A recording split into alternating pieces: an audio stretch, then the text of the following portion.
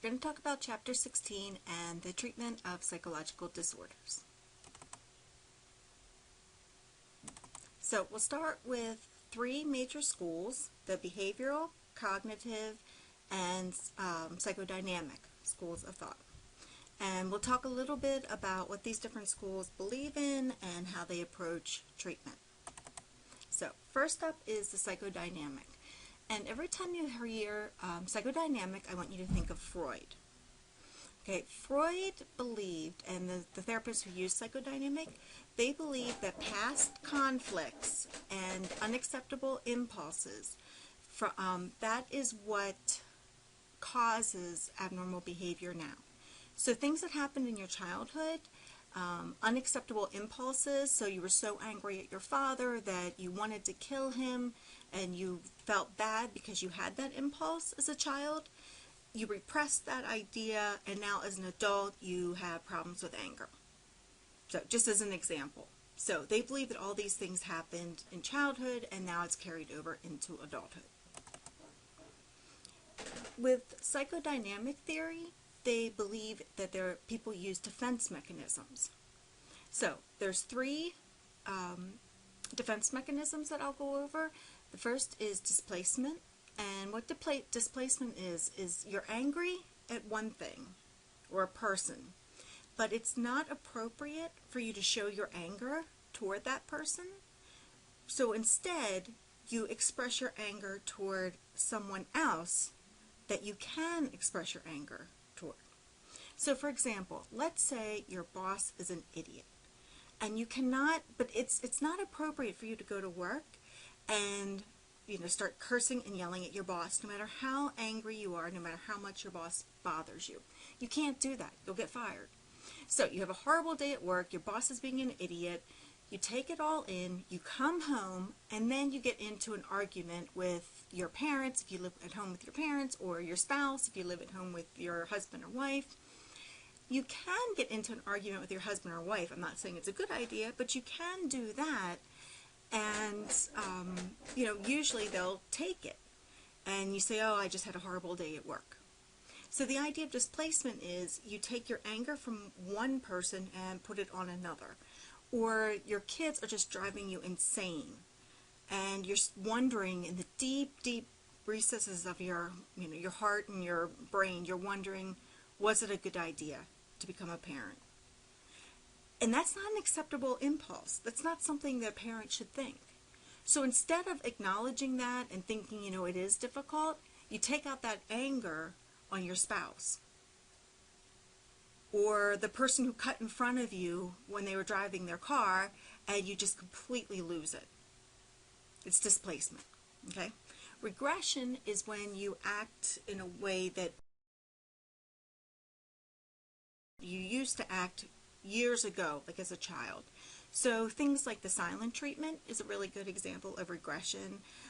Pouting, throwing temper tantrums, anything like that would be an example of regression. And repression is when you forget things. And when I say forget, it's not on purpose. So for example, let's say you need to cancel an appointment, and you really dread doing that. Well, every day when you can cancel the appointment, you forget to call. And then at night when you go to bed, you remember. Well, what Freud would say, or what his therapist would say, the people that use this school, what they would say is you're not actually forgetting. What's happening is you're repressing because you don't want to call, and you just repress that. And then when you can eventually call, or when you can't call, when it's no longer something that you could do because it's now too late to call, then you remember again. I'll give you a better example. Let's say you keep forgetting to do your homework.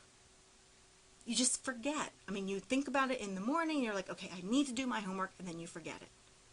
Well, what Freud would say is that you're not actually forgetting to do your homework.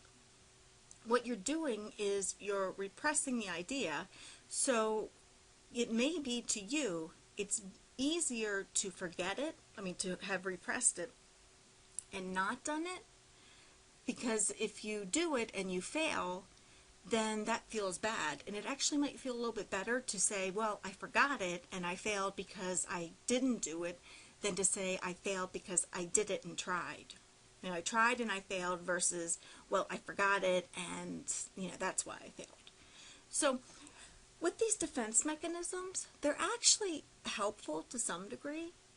To some degree, they do help us. The problem is when people overuse them. So to some degree, it does help us to repress some things, to, I don't know about regression, but to have some displacement. Some of the other, defense mechanisms, for example, if you are in denial, which is another one of the defense mechanisms, that can be helpful. To a certain degree. It's just when you overuse them, that's when there's a problem. Okay, psychodynamic approaches to therapy. The goal is to release hidden unconscious thoughts and feelings in order to reduce their power in controlling behavior. The therapist might use free association. In other words, I say one word, like I'll say mother, and then you say what immediately comes to mind. And by your responses, then I'm able to help you understand what's going on and why you're having the abnormal behaviors. Dream interpretation is when you would tell me your dream, and then I would interpret what the real meaning of that dream is. So for example, let's say you had a dream, and your dream was that you went down into the subway and somebody was rifling through your purse. Well, I would say that that's not the actual meaning of your dream. Instead, what it is you might be fearful of somebody getting too close to you, because the purse is something very personal for women, and somebody rifling it through it, like a stranger rifling through it, would be very uncomfortable. So you could say, well, your fear is that somebody's getting too close to you, too personal with you. So, and I mean, that's just something off the cuff, but they would interpret the dreams. And then with transference, a transference is the person starts to transfer their feelings to the therapist. So that, let's say they had a really horrible relationship with their mother, they're very angry with their mother, they may actually have that feeling toward their therapist and treat their therapist as if they were their mother, and get some of that anger and work through some of those issues with their therapist. Some of the contemporary psychodynamic approaches, they're a little less focused on the past, and we now focus on relationships and specific complaints. They're a lot shorter. Back in the past, if you were in psychotherapy, it was years and years and years. Now they're a little bit shorter. So there have been some changes over the years. Behavioral approaches, completely different than the psychodynamic approach. Behavioral approaches, and if you remember chapter 6 when we did the learning model, behavioral is it's tied in with that. So they make the fundamental assumption, and this is important, that abnormal behavior, abnormal, actually any way you behave, any way at all, is it's because of what you've learned. So if you have a child who gets up and walks around the classroom in the middle of class when they're not supposed to, a behavioral therapist would say that they do that because they've learned and they've been rewarded for doing so.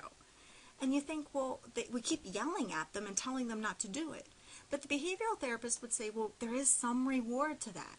Maybe they get attention. Maybe they've struggled with reading, but the one way they do get attention, and the one way they feel unique and that they have some sort of identity, is by being the class clown, or by being the teachers, getting the teacher's attention by doing things like that.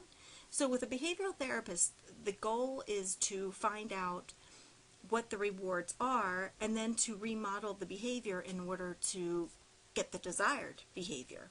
So we're always looking at what are the rewards, and try to think of what do we want the goal, the target behavior to be. So I do want to talk about two of these, the systematic desensitization and exposure treatment. Very important. Systematic desensitization is something that we use for people that have phobias. So let's say I have a phobia of dogs. What we would do is first my therapist would teach me how to relax. So I would learn how to just deep breathe and relax. And we might even hook me up to a monitor that they could see if my pulse was down, my heart rate was down, and we might even, do it scientifically. So not only am I saying I'm relaxed, but we're actually checking that I am in fact relaxed. Then they show me a picture of a dog. And it might even be a picture of a cartoon dog. I mean, if I'm that afraid of dogs, we start out slow. I relax. Then we work our way up to maybe a stuffed animal. I'm still relaxing. And this might be over a course of a couple of sessions. I mean, depending on the person and how severe the situation is. Well, then maybe I get to see a puppy, like a really, really cute little puppy. And, because most people, they find puppies less intimidating. So puppy comes in, and now I'm asked to sit beside the puppy. And then maybe I'm asked to hold the puppy. And then I get used to the puppy. And maybe for the next hour, I play with the puppy. And I'm still relaxing. I'm still practicing these relaxation techniques. So you see, we work our way up until I am now able to relax and teach myself to relax when I'm having that stress response. So, and then we get to the point that, maybe I'm able to be in the room with the German Shepherd.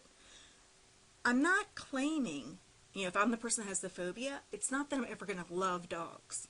That's not the goal. The goal is for me to be able to live my life, and a phobia causes impairment. So the goal is for me to be able to live my life. So if it's living my life, it's that I can leave my house now, and if I see a dog, instead of panicking and freaking out, I can use those relaxation techniques, and I trust myself enough to know that I can do that, and I'll be able to continue walking or doing whatever I was doing, and it'll be okay. And these are very successful. I mean, as far as treatments, it works. The other thing is exposure treatments. And exposure treatments, it's not nice and cuddly like the systematic desensitization.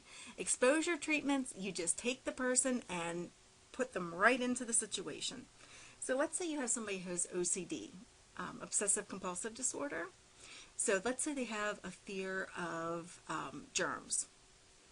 And their compulsion is to wash their hands. So if they think that they have germs on their hands, they need to wash their hands 10 times. Well, what I might do as their therapist is I would have them come in, and I would have them pick up my garbage can or put their hand in my garbage can and just leave it there. They could be very unhappy, freaking out, but they just leave their hand in the garbage can. And then I don't let them wash their hands. And what happens is I'm trying to break that cycle, and they will learn that it's okay and the world isn't going to end if they don't wash their hands 10 times. Because what's happened, if you remember back to the learning chapter, what has happened is washing hands, that's been negatively reinforced. So what happens is, anytime they think they have germs, they feel really, really bad. And then when they go to wash their hands, that takes away the bad feeling. And that's negative reinforcement. Remember, negative reinforcement is when you take away a bad feeling. So it has been negatively reinforced over years. So what I'm doing is I'm breaking that cycle. I'm now breaking the cycle so that they have the bad feeling, but I'm no longer rewarding it. And it does work. When you break that cycle and you just have them do it, it is work. Here's the problem, though. It's very uncomfortable. You have to have somebody who's extremely motivated to do this. It is hard to do this. So there's exposure treatments. We also have token systems, observational learning, token systems when we're giving people rewards. Elementary schools use this a lot. I give kids popsicle sticks or rewards, and then they can use those to buy back things or to buy like little treats or prizes. Observational learning, I have people model appropriate behavior, let's say with social skills. Again, a lot with kids or people that have problems with social skills. Maybe I will model appropriate behavior. I'll model how close you should stand to somebody when you're talking to them. And that observational learning helps them then learn how to do that. The cognitive behavioral approach, it's very similar, except now we're adding a thought process to it. So with the just behavioral approach, the therapist doesn't really care what the patient is thinking or the client is thinking. It doesn't matter. But now with the cognitive behavioral, we're now paying attention to what the person is also thinking. So we attempt to change the way the person is thinking in addition to their behavior. So, for example, let's say you've had a bad day, you're fed up, you go out shopping, and as you're crossing the street or walking down the road, you see somebody that you know and they apparently ignore you. Okay, so somebody ignores you. And this starts this cascade of things. So the first thing is you have a thought. He or she ignored me. And you think they don't like me. Well, then your emotional or your feelings are sad and dejected, because if somebody doesn't like you, it doesn't feel good. Then physical, well, maybe you don't feel so good about that and your stomach actually feels bad. You feel embarrassed, you feel, your stomach starts to tense up. Your action is you go home and then you start to avoid that person. So you're not going to call that person or reach out to that person because you feel like they just dissed you. Now, I know this, not all of you would do this. I mean, for some of you, you'd be like, they didn't see me, so what? But just follow me through this, okay? And this would be somebody, if they had this thought. So if you have the thought that somebody ignored me, do you see how this could lead down this path? So what the cognitive behavioral therapist would say is, instead of having these unhelpful thoughts, have helpful thoughts. So instead of thinking they ignored you, think, well, maybe they were wrapped up in things. Maybe they were busy. Maybe something is wrong, or maybe they were preoccupied. So instead of feeling bad, your feeling would then be concern for the other person, wondering how the other person's doing. You don't have any physical symptoms. You don't feel bad. Your stomach is fine. And then your action is maybe you get in touch with them and say, hey, I saw you out at the mall the other day, and I just want to check in. Is everything okay? Do you see how, having unhelpful thoughts versus helpful thoughts can actually change the way you feel? They change your behaviors. And what this therapist would do, if I was a cognitive behavioral therapist, what I would do is I would help you identify your unhealthy thoughts. So for example, unhealthy thoughts might be, I need to be a straight A student. That's not a helpful thought. Because if it is to the point that it is causing you, to stay up late at night, it's causing you physical pain, if it's causing, your stomach to get all upset, because I'll tell you, I know some of you might need to get into a program like the nursing program that's very competitive. So I understand how that's important, but a more helpful thought is, I'll do the very best I can do. Because if you do get something below an A, the world is not going to collapse. And I'll tell you, no one, when I went out to get my job, no one checked my transcripts. So once I had my degree, no one checked. So, there's different thoughts that can be helpful, and there's thoughts that can be unhelpful. And, as a therapist, and I do this all the time, I try to help people come up with helpful thoughts. So there's a couple of different approaches that we can use. Rational emotive behavioral therapy is one of them. Albert Ellis is the person who came up with this, and it's attempts to restructure a person's belief system into a more realistic, rational, and logical set of beliefs. And Aaron Beck does cognitive therapy, and I'll talk a little bit about each of these. So, here's an example. Let's say you're hurting really badly, and just follow me with this, okay? So I know not all of you would react like this, but let's say you're very, very angry at your boyfriend because he did something awful. Maybe he was supposed to call tonight, and for the third night in a row, he didn't. This is something that triggers you, because for you, somebody who says that they're going to call and they don't call, especially at night when he says he's going to do it, it's very upsetting to you. So we apply the ABCs, and I actually have clients write this down, and I've had students, I've even given an assignment where students write this down. So you write down the ABCs. So for A, you write the situation. So the situation, my boyfriend has forgotten for the third night in a row to call me when he said he would. That's the situation.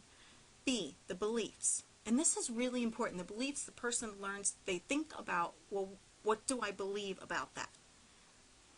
And here's an example. If he really cared, he'd remember to call. He should know that not calling hurts my feelings. By the way, anytime somebody has a should in there, that should be a trigger.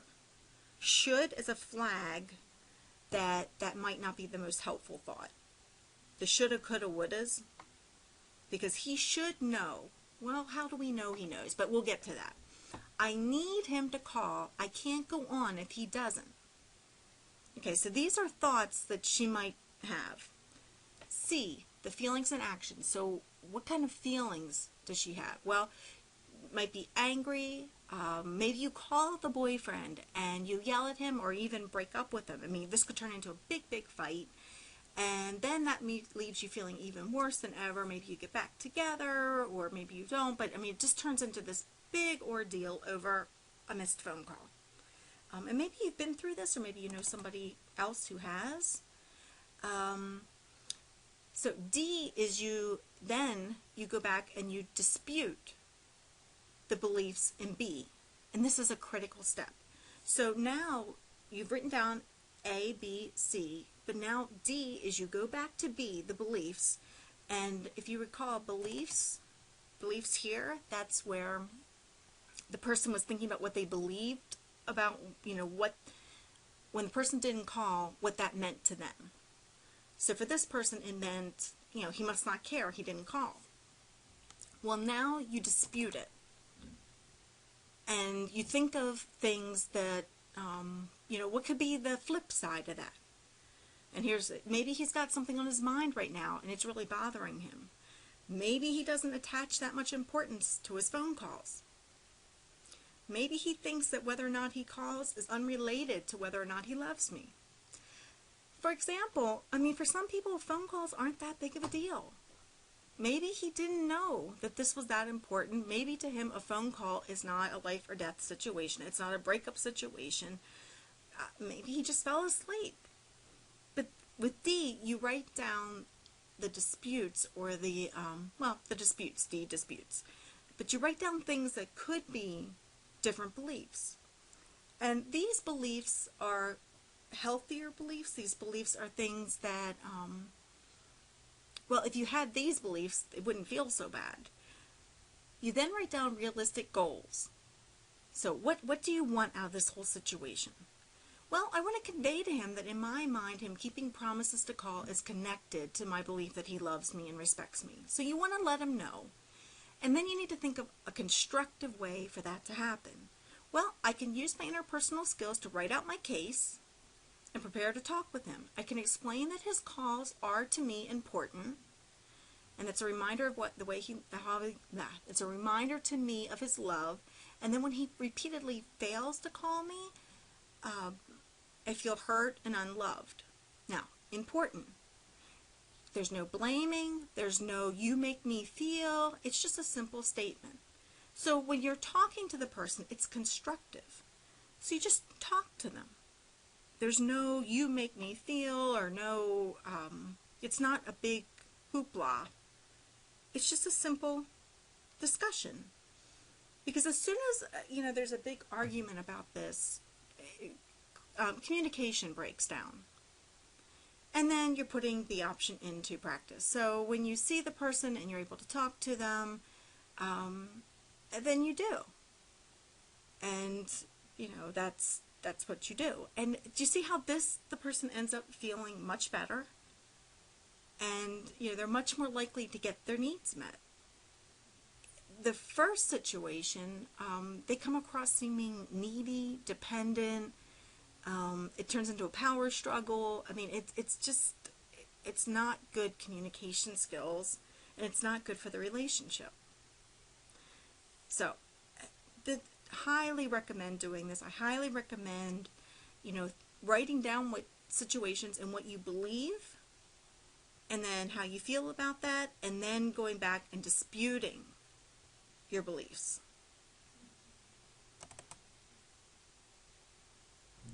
So, going to totally switch gears now and go into the humanistic, interpersonal, and group therapy approaches to treatment.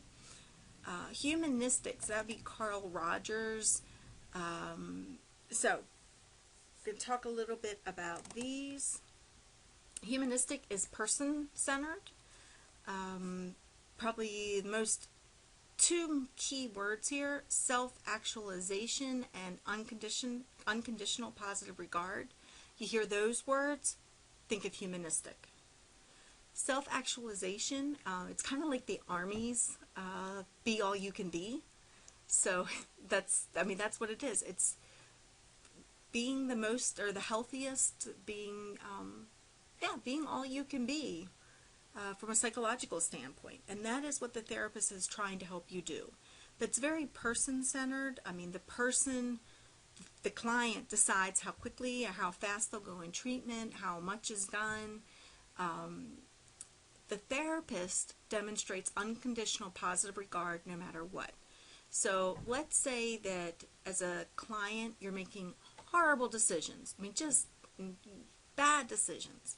Well, as your therapist, I would show you unconditionally that I care about you as a person. I might not like what you're doing, but I care about you.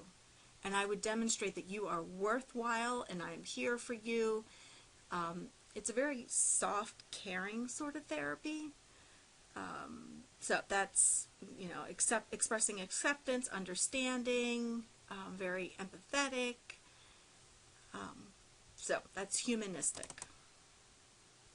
Interpersonal therapy, they consider therapy in the context of social relationships. They focus on interpersonal issues such as conflicts with others, social skill issues, role transitions. Role transitions might be, for example, divorce or when the kids move out of the house, things like that. Maybe when people retire, or grief, spouse passes away, things like that. Group therapy, family therapy, self-help groups. Several unrelated people meet together to go over things or to talk about things. Can be extremely helpful because then you realize that you're not alone. Having a group of people, the power of a group.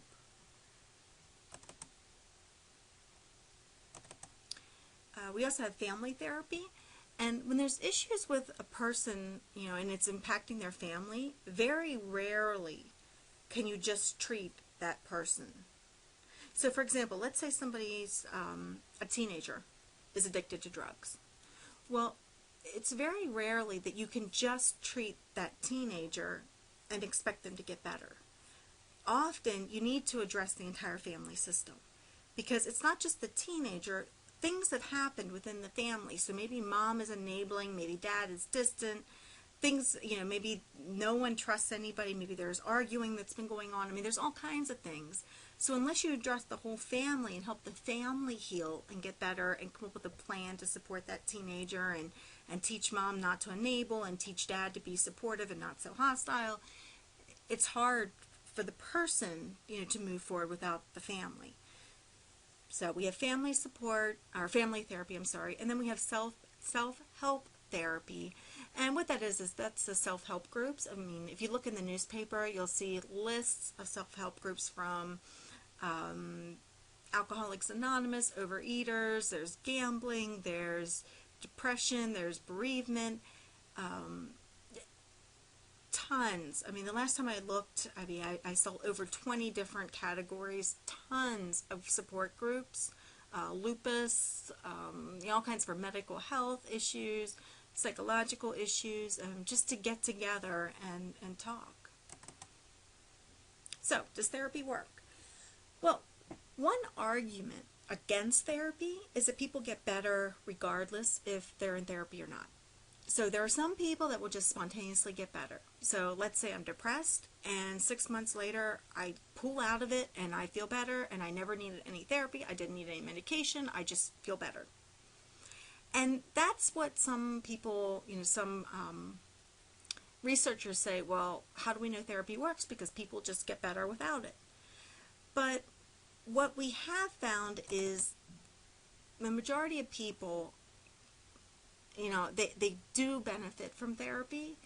And when we do comparative studies, without therapy, people are more likely to relapse. In other words, let's say I have a phobia, and then I'm doing better, but without therapy, I'm more likely to relapse and have that phobia creep back up and have it again, versus if I had the phobia and I received treatment, I'm more likely to be able to deal with that throughout my life. So, what kind of therapy works best? Well, I don't have a clear-cut answer for that. There's a lot of different types of therapy. Some cognitive behavioral. I might use some relaxation techniques. And maybe the person is using some medication to help them, maybe some antidepressants. So use bits and pieces of all different types. And, I don't have a set style of doing that. It depends on the client. And then whatever they need, I pick from a whole bunch of different tools and exercises, and then apply that to them. So, that's what a lot of people do, but it really, to me, depends on the person and what they might best benefit from. So, drugs, biomedical therapy, that's giving people medication. The thing I want you, and you can read through this in your book, but the thing I want you to know that's probably going to surprise you is that electroconvulsive therapy is still used, and it is helpful to some people. So, and you would never go to it first. That's not the first thing you would do. But there are people who have been through antidepressants and they're still profoundly sad. They're still very, very, very sad, and they're unhappy, and it's impairing their life to such a degree. And after a set period of time, and they've tried everything, they may use what you would call shock therapy. And I've actually had clients that have used it, and it has made an incredibly positive impact on their life. So it's not what you would think of, when you see the old movies and people put leather in their mouth, and, they have these primitive helmets, and, they're shaking all over the place. And, I think that's the stereotype. But I just want to let you know that people, there's doctors that specialize in it, and it is an effective treatment if it's done with somebody by somebody who knows what they're doing, and if the person's aware of the risk, because there is some memory loss associated with it. But for somebody who is so depressed that they really can't live their life, this may be an alternative. And the people that I've known, they were literally at that point. They've told me that they would not be alive today. They were so depressed for so long that if they hadn't had this, they were sure that they weren't going to go on. So I just, I think that's probably a myth that a lot of people have, that it's a horrible, horrible thing. There's lots of different medications. I'm not going to have you memorize all of them. There's antipsychotic drugs. There's antidepressants. There is, let me see where it is, anxiety drugs, anti-anxiety drugs. I disagree with your book. No, actually, it's not that I disagree. I just want to point out and go a step further. Xanax and Valium can be addictive, and they're not the first choice for anti-anxiety. The first choice is actually the Boost Bar, which is an anti-depressant. So the first choice is we try the anti-anxiety or the antidepressant drugs and therapy. And if that doesn't work, then we go on to possibly using Xanax or Valium. The problem with Xanax and Valium is they can be addictive. They're very difficult to get off of. After the person uses it, the coming down from it causes anxiety. So if a person has anxiety and then they take this, then they're likely to feel more anxiety. So it's not a good combination. So it's to be used with caution. So, and I've already talked about electroconvulsive therapy and choosing the right therapist. I would just say make sure you feel comfortable with the person. Make sure that you believe the person is helping you. If every session is easy and you feel like you're just chatting with the person, well, then go have coffee with a friend. You really should feel like you're getting something out of the therapy. Maybe not every single time, but feel like you're benefiting from it. And if you don't feel that, then go look for somebody else. And it might take several times until you find that. So that's the gist of chapter 16. If you have any questions, feel free to let me know.